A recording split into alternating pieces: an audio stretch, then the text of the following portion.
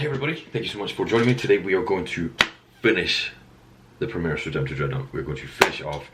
Told you I was going to show you how to do the basing. What I'm going to do is show you how I go through that process. You can skip to the end to see the finished Primaris Dreadnought if you want. I'll have the timestamps down below. You can see it finished all together in one go. And if you want to watch the whole video, you'll see how I do the base. Now, I have never done a proper base before without just firing dirt, sand and modeling grass at it.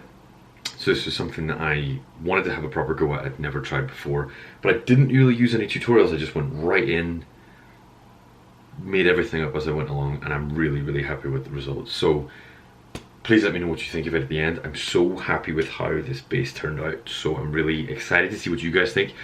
Please don't be afraid to let me know what you think down below if you have any tips or ideas on how I can improve. But honestly, I'm really happy with how it went.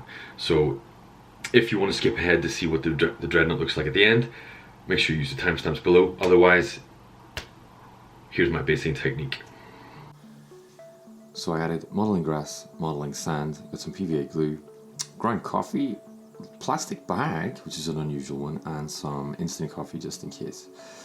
The first thing I did was grabbed an old sort of crappy brush, brushed the PVA glue around it and started sticking down some of those rougher, less precise craft materials like the sand and the coffee, just to try and get a first layer down. Like the first one always looks a bit cruddy, so you want to work a few layers in and try and mix them together so it's not like a stark line between them.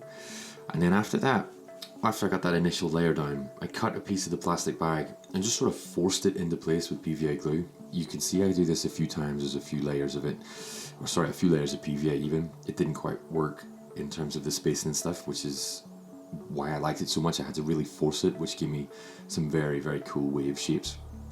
I was hoping that I could use loads and loads of PVA glue over and over again to create a nice hardened, wavy, chaotic looking kind of effect with this, and I think it worked really well. There was a lot of like using brushes to force things into place and a lot of 2-day periods of waiting for things to dry.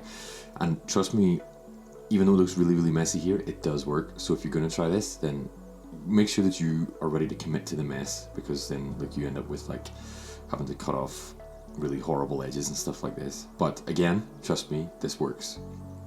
So yeah, just worked around after this, making sure that nothing was sticking out and plasticky looking, that it was all sort of fluid and smooth and rounded edges and stuff like that. So forcing things into gaps to make them look like they've flown under stuff, cutting off rough edges, and then just generally painting it with an undercoat of black so that I could start adding things on top of that.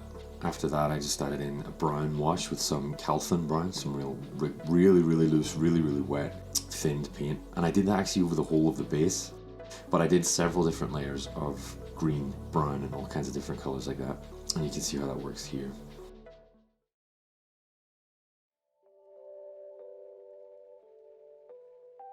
I also added in some stones as well, just from my garden, PVA'd those down, added some more layers of grass on top of the dirtier brown layers that I had done. But yeah, whenever you do this yourself, I didn't show you everything so you didn't copy everything I did. I kind of want you to experiment with this the same way I did, just by, you know, dropping in as much different kind of color washes and stuff like that as you can think of. Then afterwards I got some Praxetti White dry paint, and instead of actually dry brushing, I think I did a dry brush layer first, but what I really prioritized was getting a really thick, clumpy kind of mix on the end of the brush and just making it like densely, letting those clumps sit on top of the wave crests, which is, you see, you get an actual really good foam effect you don't have to mess about with. And I did loads and loads of washes of more green, more shade colors, just brown, black shade colors.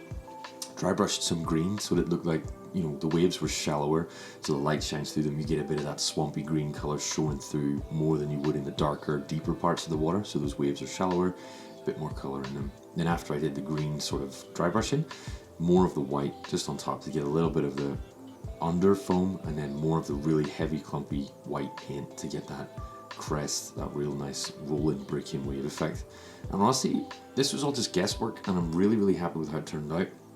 Even creating that foam on the beach head there just under the legs turned out really well. And this was a weird one. This was honestly a really strange one. Adding Tesseract glow effect paint and then washing it with brown and dry brushing again. I was going on a prayer here, to be honest, because I wasn't sure how this would turn out.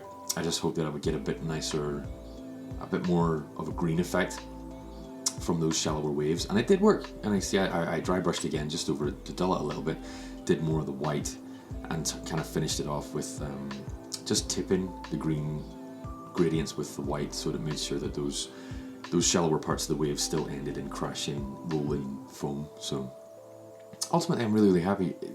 Experiment with this. If you can sort of go with these same kind of steps, use plenty of wash, plenty of shade, and just use that foam effect, I think you'll get something pretty cool. And if you want to see, if you do something like this, I really want to see it, so make sure you let me know.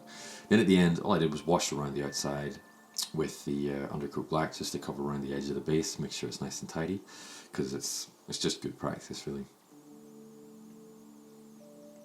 And lastly, I attached the whole thing together and finished the model at last.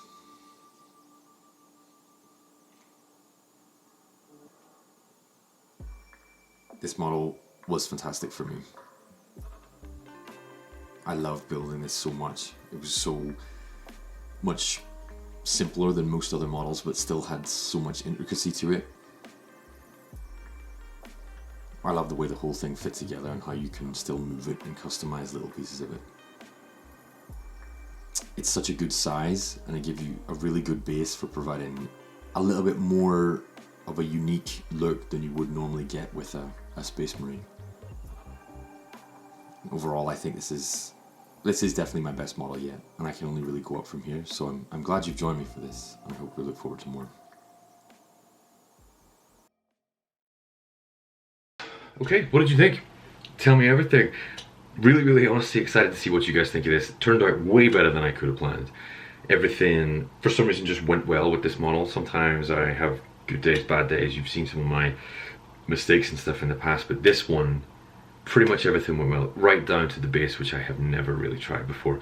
So please do give me feedback if you want to see, or if you would like to suggest how I can improve this stuff. If you want to know more about the methods and stuff, just give me a shout down below. I will talk to you. Otherwise, the only other new thing is that I've joined Instagram to post photos of my minis and stuff, so don't be afraid to join me there. But other than that, I might be away for a couple of weeks, but other than that, thank you so much for joining me, and I will see you next time.